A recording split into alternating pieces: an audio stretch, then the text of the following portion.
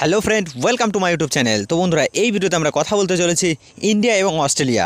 হ্যাঁ বন্ধুরা, border Gavaskar trophy সেই ইন্ডিয়া এবং অস্ট্রেলিয়া 5 ম্যাচের টেস্ট সিরিজ, সেই 5 ম্যাচের টেস্ট সিরিজের কিন্তু পার্থে যে প্রথম টেস্টে মুখোমুখি হচ্ছে দুই দল, সেই দুই দলের সেকেন্ড ডে হাইলাইট কিছু আমরা কিন্তু তথ্য এই বিষয়ে আলোচনা করতে চলেছি। তো অবশ্যই কিন্তু বেশ ইন্টারেস্টিং হচ্ছে, শেষ পর্যন্ত জুড়ে থাকবে এবং প্রথমবার এসে থাকলে চ্যানেলটি সাবস্ক্রাইব করে আমাদের পাশে থাকবে বন্ধুরা।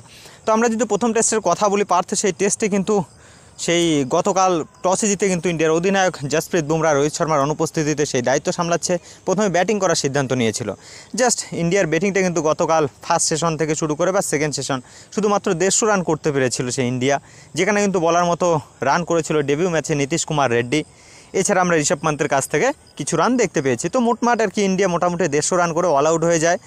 তারপরে কিন্তু সেকেন্ড ইনিংসে ব্যাট করতে নামে অস্ট্রেলিয়া, বাট ইন্ডিয়া কিন্তু সে অস্ট্রেলিয়াকেও কিন্তু ছেড়ে কথা বলেনি, কেননা ইন্ডিয়াও কিন্তু সে অস্ট্রেলিয়াকে কালকে কিন্তু শেষ সেশনে কিন্তু ধারাশায়ী করে দিয়েছিল। সেখানে কিন্তু আগুন ঝরানো বোলিং আমরা দেখতে পেয়েছিলাম জসপ্রীত বুমরার কাছে। তো যাই হোক, আমরা কালকে সেই ভিডিওতে আলোচনা করেছিলাম।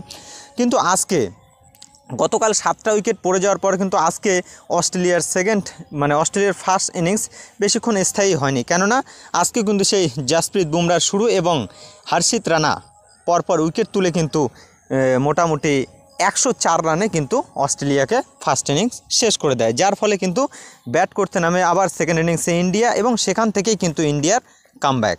অর্থাৎ সেই ইন্ডিয়া কিন্তু সেই পার্থ টেস্টে এখন শুধু জয়ের অপেক্ষায় রয়েছে, কেননা দারুণ কিন্তু সূচনা হয়ে গেছে সেকেন্ড ইনিংসের ওপেনিং পার্টনারশিপ, যার ফলে কিন্তু ইন্ডিয়া এখন স্কোরবোর্ডে রান 72 এবং উইকেট শূন্য, কেননা যশস্বী জয়সওয়াল 90 রানে এখনও পর্যন্ত অপরাজিত রয়েছে। অপরদিকে KL রাহুল যথেষ্ট দক্ষতার সহিত কিন্তু ব্যাট করতে চলছে উপায় ব্যাটসম্যান।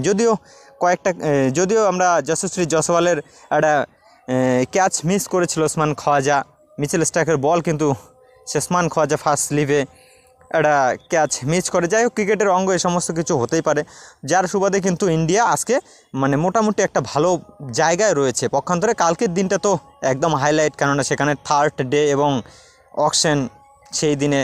তো বেজায় কালকের দিন যথেষ্ট হাইলাইট হতে চলেছে। কি এক্সাইটিংয়ে না আমি রয়েছি, তোমাদের কি মনে হয় অবশ্যই কমেন্ট করে জানিয়ে দিও।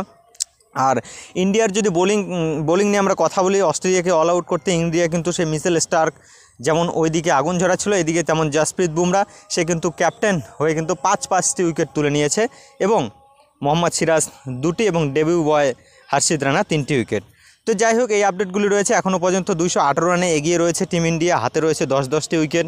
আগামীকাল সেই পারফরমেন্স অব্যাহত থাকলে কিন্তু শুধুমাত্র জয়ের অপেক্ষা করতে হবে টিম ইন্ডিয়াকে। তো চলো, ভিডিওটা এই পর্যন্তই শেষ করে দিচ্ছি বন্ধুরা, বাই বাই।